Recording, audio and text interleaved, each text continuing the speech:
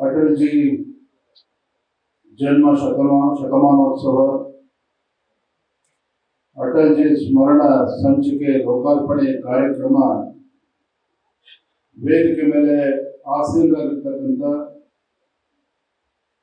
ರಾಷ್ಟ್ರೀಯ ಸಂಘಟನಾ ಪ್ರಧಾನ ಕಾರ್ಯದರ್ಶಿಗಳು, ನಮ್ಮೆಲ್ಲರ ಮಾರ್ಗದರ್ಶಕರಾಗಿರ್ತಕ್ಕಂಥ ಸನ್ಮಾನ್ಯ Shri B L Santosh G ಅವರೇ, ಮಾಜಿ ಮುಖ್ಯಮಂತ್ರಿಗಳು, ನಮ್ಮೆಲ್ಲರ ಹಿರಿಯರಾಗಿರ್ತಕ್ಕಂಥ ಮಾನ್ಯ ಶ್ರೀ ಸದಾನಂದ ಗೌಡ ಜಿ ಅವರೇ, ಅಶೋಕ್ ಅವರೇ, ಚಲವಾದಿ ನಾರಾಯಣ ಸ್ವಾಮಿ ಅವರೇ, ತೇಜಸ್ವಿನಿ ಅನಂತಕುಮಾರ್ ಅವರೇ, ಶಿವಯೋಗಿ ಸ್ವಾಮಿ ಅವರೇ, ಜಗದೀಶ್ ಹಿರೇಮನಿ ಅವರೇ, ವೇದಿಕೆ ಮುಂಭಾಗದಲ್ಲಿ ಆಸೀನರಾಗಿರ್ತಕ್ಕಂಥ ಪಕ್ಷದ ಎಲ್ಲ ಹಿರಿಯ ಕಾರ್ಯಕರ್ತ ಬಂಧುಗಳೇ, ಶಾಸಕರೇ, ವಿಧಾನ ಪರಿಷತ್ ಸದಸ್ಯರೇ, ಸಂಸದರೇ,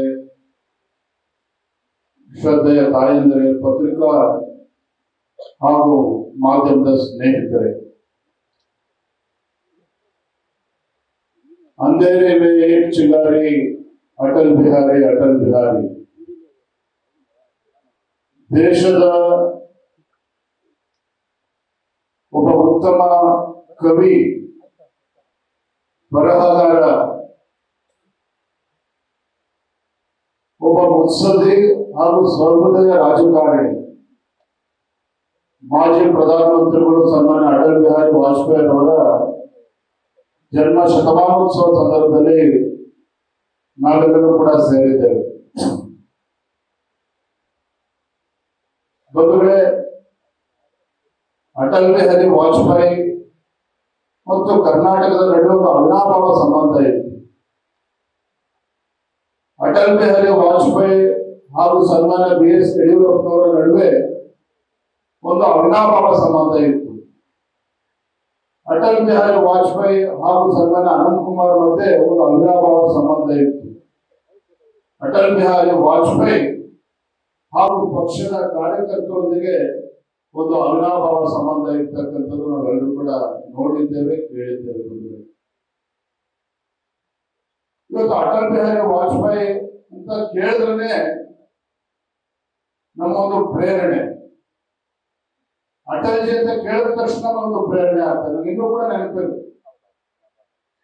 1995-96ರಲ್ಲಿ ನೋಡಿ, ಆಗಿನ ಕಾಲಘಟ್ಟ ಹೇಗಿತ್ತು, ಈಗಿನ ಕಾಲಘಟ್ಟ ಹೇಗಿದೆ ಅನ್ನೋದಕ್ಕೆ ಒಂದು ಸಣ್ಣ ಉದಾಹರಣೆ ಕೊಡ್ತೇನೆ.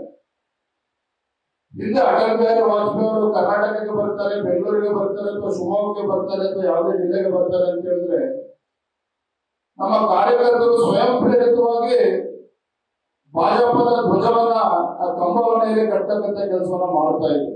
ಅಟಲ್ ಜಿ ಬರ್ತಾರೆ ಅಂದ್ರೆ ಸಾಕು, ಆ ರೀತಿ ಒಂದು ಪ್ರೇರಣೆ ನಮ್ಮ ಕಾರ್ಯಕರ್ತರಲ್ಲಿ ಆ ದಿನಮಾನಗಳಲ್ಲಿ ಬರ್ತಾ ಇತ್ತು. ನಾನು ಕೂಡ ಕೆಲವು ಘಟನೆಗಳನ್ನ ಈ ಸಂದರ್ಭ ನೆನಪು ಮಾಡ್ಕೊಳ್ಳೋಕೆ ಇಚ್ಛೆ ಪಡ್ತೇನೆ. 1999ರಲ್ಲಿ ಜಯಂತ್ ಪಟೇಲ್ ಸರ್ಕಾರ ರಾಜ್ಯದ ಅಧಿಕಾರದಲ್ಲಿತ್ತು. ಸನ್ಮಾನ್ಯ ಬಿ ಎಸ್ ಯಡಿಯೂರಪ್ಪ ರಾಜ್ಯದ ಅಧ್ಯಕ್ಷರಿದ್ರು. ಯಡಿಯೂರಪ್ಪನವರು ಅಂತ ಗೊತ್ತಿದೆ, ಹೋರಾಟಗಾರ. ರಾಜ್ಯಾದ್ಯಂತ ಯಡಿಯೂರಪ್ಪನವರು, ಅನಂತಕುಮಾರ್ ಅವರು, ಶಂಕರ್ ಮೂರ್ತಿಗಳು, ರಾಮಚಂದ್ರೇಗೌಡರು, ಪಕ್ಷದ ಎಲ್ಲ ಹಿರಿಯ ಮುಖಂಡರು ರಾಜ್ಯಾದ್ಯಂತ ಪ್ರವಾಸ ಮಾಡಿ ಅಂದಿನ ಜನತಾ ಸರ್ಕಾರದ ವಿರುದ್ಧ, ಜಯಂತ್ ಪಟೇಲ್ ಸರ್ಕಾರದ ವಿರುದ್ಧ ಒಂದು ಜನಾಂದೋಲನವನ್ನ ಮಾಡ್ಕೊಂಡು ಬಂದರು. ಅಂತಿಮವಾಗಿ ಹುಬ್ಬಳ್ಳಿಯಲ್ಲಿ ಒಂದು ಸಮಾವೇಶ. ಹುಬ್ಬಳ್ಳಿಯಲ್ಲಿ ಅಟಲ್ ಬಿಹಾರಿ ವಾಜಪೇಯಿ ಅವರೇ ಅತಿಥಿಗಳ ಕಾರ್ಯಕ್ರಮಕ್ಕೆ ಬಂದರು. ವಿಶೇಷ ವಿಮಾನದಲ್ಲಿ ನೇರು ಹುಬ್ಬಳ್ಳಿಗೆ ಬಂದಿದ್ರು, ಅಲ್ಲ ವಿಶೇಷ ವಿಮಾನದಲ್ಲಿ ಬಂದು ಅಲ್ಲಿ ಹೆಲಿಕಾಪ್ಟರ್ ಬಂದಿದ್ರು. ಹುಬ್ಬಳ್ಳಿಯಲ್ಲಿ ಅಟಲ್ ಬಿಹಾರಿ ವಾಜಪೇಯಿ ಬರ್ತಾರೆ ಅಂತ ಹೇಳಿ ಯಾವ ರೀತಿ ಜನಸ್ತೋಮ ಸೇರಿತ್ತು ಅಂತ ಹೇಳಿದ್ರೆ 2-3 ಲಕ್ಷ ಸಂಖ್ಯೆ ಆ ಹುಬ್ಬಳ್ಳಿಯಲ್ಲಿದ್ದಂತ ನೆಹರು ಕ್ರೀಡಾಂಗಣದಲ್ಲಿ 2-3 ಲಕ್ಷ ಜನ ಅಟಲ್ ಬಿಹಾರಿ ವಾಜಪೇಯಿ ಬರ್ತಾರೆ ಅಂತ ದೊಡ್ಡ ಸಂಖ್ಯೆಯಲ್ಲಿ ಸೇರಿದ್ರು. ನಮ್ಗೆ ಇನ್ನೂ ಕೂಡ ಕಂಡುಬಂದಿದೆ. ಆಗೇನೆ ಅಟಲ್ ಬಿಹಾರಿ ವಾಜಪೇಯಿ ಕಾರ್ಯಕ್ರಮ ನೋಡಿ ಆಶ್ಚರ್ಯ ಆಯಿತು. ವಾಪಸ್ ಕಾರ್ಯಕ್ರಮವನ್ನು ಮುಗಿಸ್ಕೊಂಡು ವಾಪಸ್ ಹೆಲಿಕಾಪ್ಟರ್ನ ಏರಬೇಕು. ಯಡಿಯೂರಪ್ಪನವ್ರನ್ನ ಬಾಚಿ ತಪ್ಕೊಳ್ತಾರೆ ಸನ್ಮಾನ್ಯ ಅಟಲ್ ಬಿಹಾರಿ ವಾಜಪೇಯಿ ಅವರು. ಅದ್ರಲ್ಲಿ ಇರ್ತಕ್ಕಂಥ ಜನಸ್ತೋಮ, ಅವರ ಜಯಘೋಷಗಳು, ಅದನ್ನೆಲ್ಲ ಕೇಳುವ ರೀತಿ ಅಟಲ್ ಬಿಹಾರಿ ವಾಜಪೇಯಿ ಅವರು ರೀತಿ ಪುಳಕಿತರಾಗ್ತಾರೆ. ಮತ್ತೆ ಅಟಲ್ ಬಿಹಾರಿ ವಾಜಪೇಯಿ ಅವರು ಯಾವಾಗಲೇ ಕರ್ನಾಟಕ ಬಂದಾಗಲೂ ಸಹ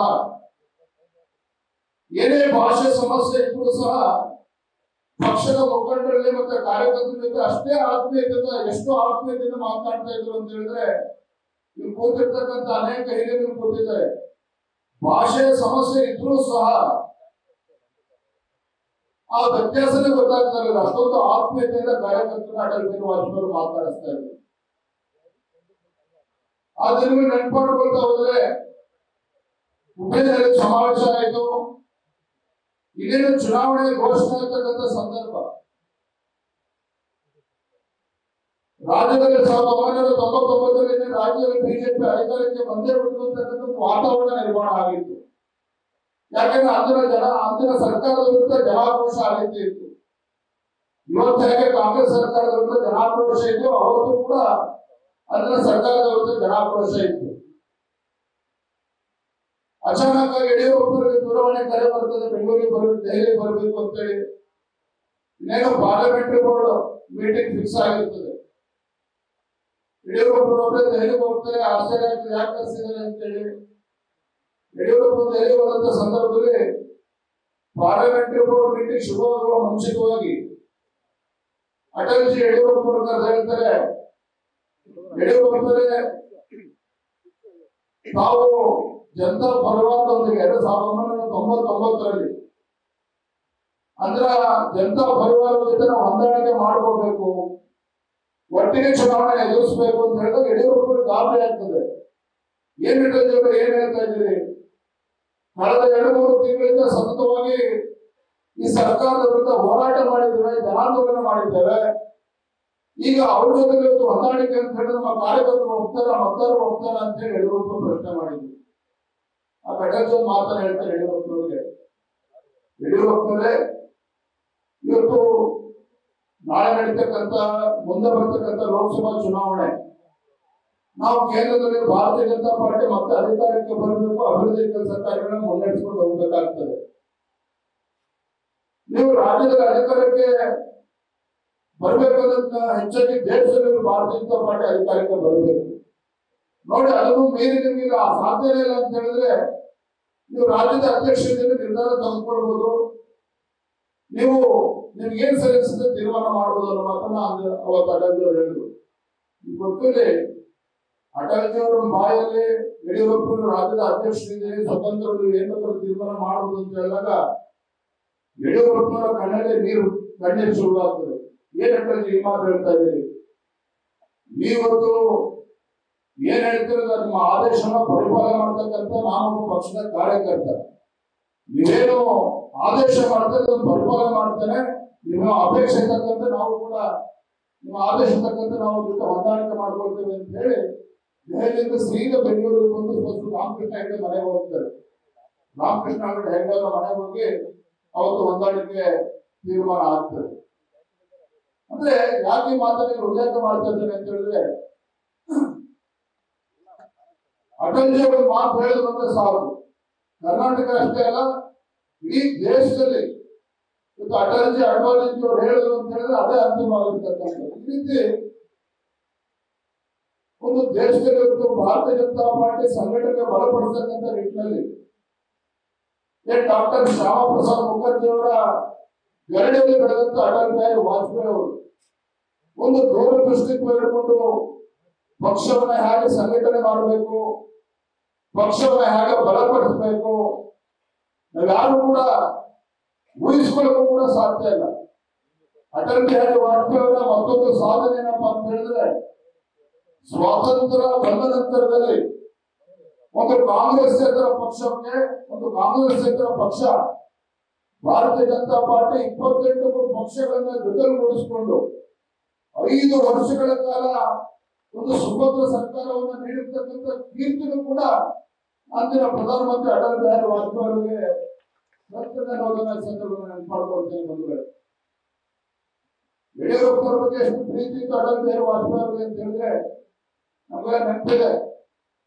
ಸಾಮಾನ್ಯವಾಗಿ ಅಟಲ್ ಬಿಹಾರಿ ವಾಜಪೇಯಿ ಯಾವುದೋ ಒಂದು ಜನ್ಮದಿನ ಆಚರಣೆಗೆ ಎಲ್ಲರೂ ಕೂಡ ಹೋಗಿರ್ತಕ್ಕಂಥವರಲ್ಲ. ವರ್ಷ ಮೊಟ್ಟ ಮೊದಲ ಬಾರಿಗೆ ಯಡಿಯೂರಪ್ಪನವರ ಒಂದು ಜನ್ಮದಿನ ಕಾರ್ಯಕ್ರಮ ಅಂತೇಳಿ ನಿಶ್ಚಯ ಆಯಿತು ಬೆಂಗಳೂರಿನ ಪ್ಯಾಲೇಸ್ ಗ್ರೌಂಡಲ್ಲಿ. ನಿಶ್ಚಯ ಆದಂತ ಸಂದರ್ಭದಲ್ಲಿ ಕಾರಣಾಂತರಗಳಿಂದ ಕಾರ್ಯಕ್ರಮ ಅಟಲ್ಜಿ ಬರೋದಿಲ್ಲ ಅನ್ನುವ ಚರ್ಚೆಗಳು ಕೂಡ ಸಾಕಷ್ಟು ಆಗಿತ್ತು.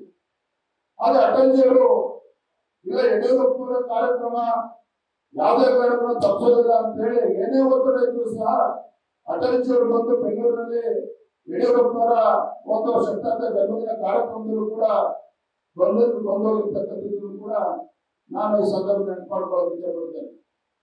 99 ಯಡಿಯೂರಪ್ಪ ಚುನಾವಣೆ ಸೋಲ್ತಾರೆ, ಯಾರು ಕೂಡ ನಿರೀಕ್ಷೆ ಮಾಡಿರಲಿಲ್ಲ.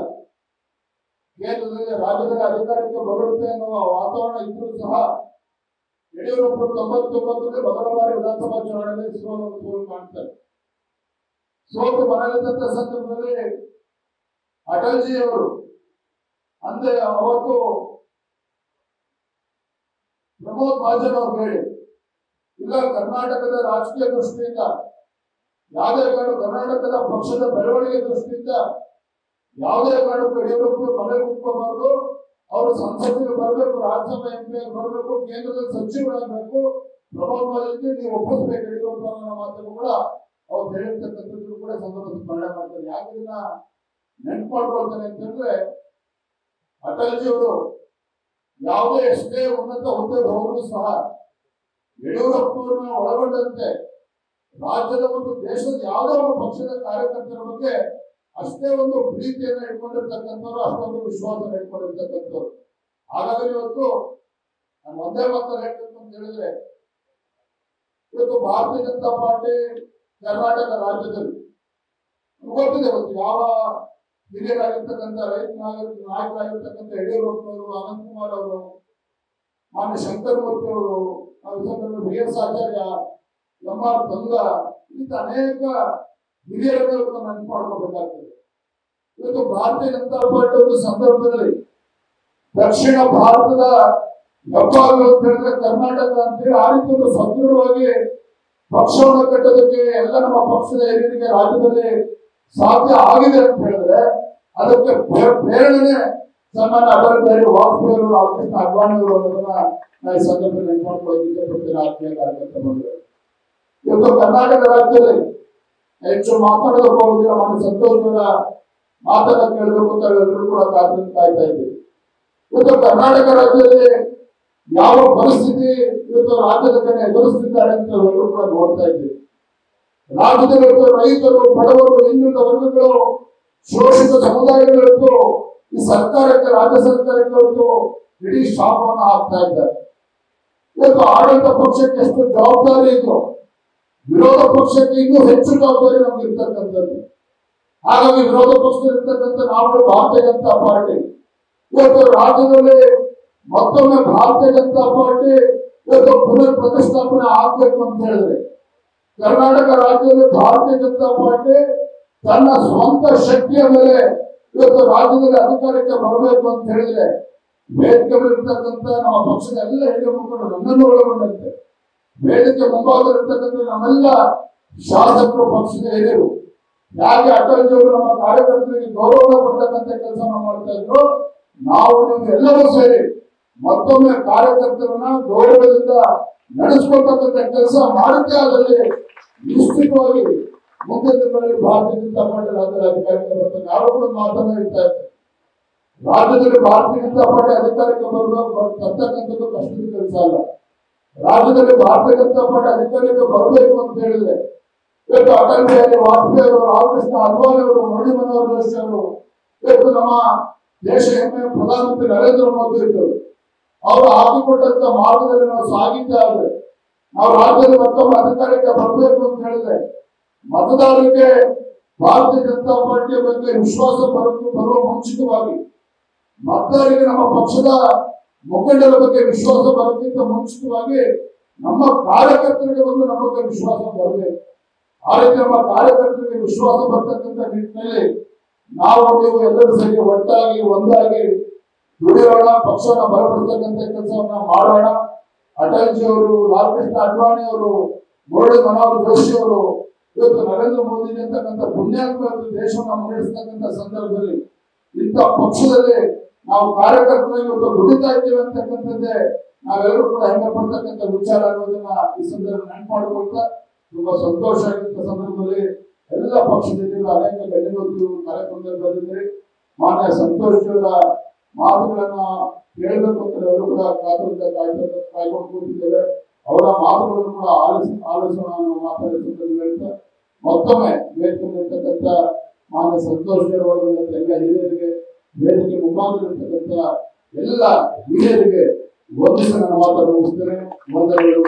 ಜೈ ಹಿಂದ್, ಜೈ ಕರ್ನಾಟಕ. ನ್ಯೂಸ್ ಫಸ್ಟ್ ನಿರ್ಭೀತಿಯಿಂದ ನಿಮ್ಮ ಪರವಾಗಿ.